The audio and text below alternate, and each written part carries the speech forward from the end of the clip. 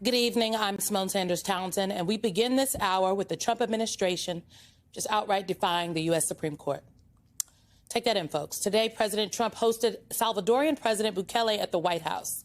He's an ally in Trump's mass deportation effort. He is known for dismantling democracy in El Salvador, and he's known for rampant human rights abuses and an anti-gang crackdown in his country.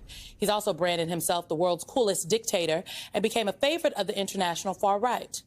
In an Oval Office appearance today with Bukele, President Trump and other members of the administration tripled down on the mistaken deportation of Maryland father Kilmar Abrego Garcia.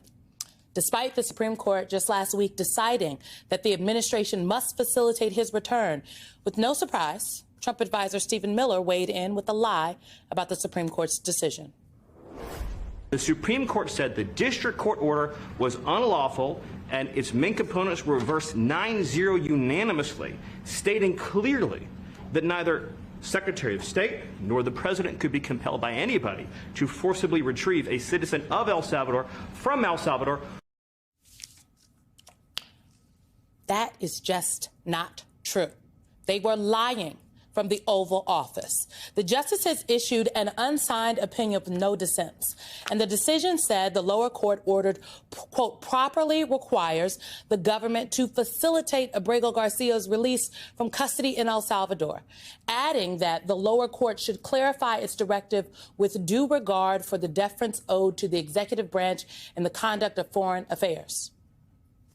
That's what it said, not what Stephen Miller said it said.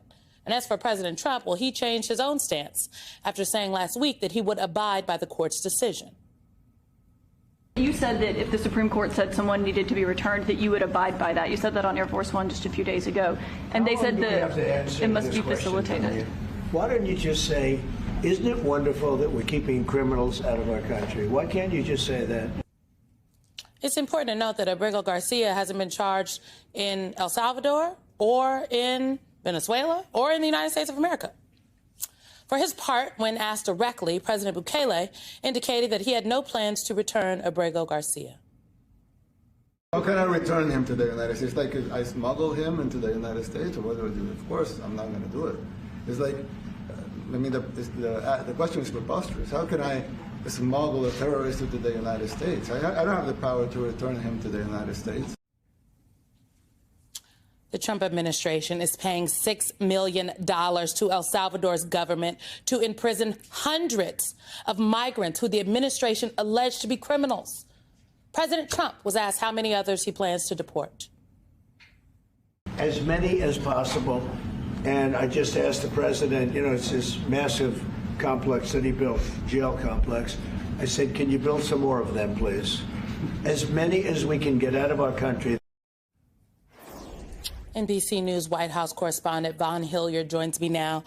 Vaughn, the level of just aghast I was by watching this meeting unfold in the Oval Office with the U.S. president sitting with someone who I don't believe since the early 2000s has a U.S. president actually done a face-to-face, in-person, direct diplomacy, if you will, with the El Salvadorian president because of what's going on in the country. Take me inside the White House today. What is your reporting telling you about this meeting? Number one, there are human rights abuses that have long been chronicled at this mega prison in El Salvador. But what the president has found is somebody and a partner in President Bukele, somebody who called himself the coolest dictator in the world. That's President Bukele's own words describing himself. And what the president of the United States has found a willing foreign partner to team up with to deport hundreds of individuals before they go through any judicial review process and willingly take in these individuals and refuse to let them go. Kristi Noem was in El Salvador just 2 weeks ago, touring this very facility where Kilmar Abrego Garcia and other individuals like Kilmar Abrego Garcia have not been ever charged or convicted of any crimes. And her words that she heard from President Bukele was that these people are never going to see the light of day again. And that is the situation where what we saw in the Oval Office today was a moment where, despite the Supreme Court's order to have him be facilitated, his removal back here to the United States, there is not a single time from Attorney General Pam Bondi, from the Chief of Staff, from the Secretary of State, from the Vice President, or the President of the United States, there was not a request explicitly made to President Bukele to return Abrego Garcia to the United States. Instead, it came down to a reporter asking the president of El Salvador if he would return him, to which he said no.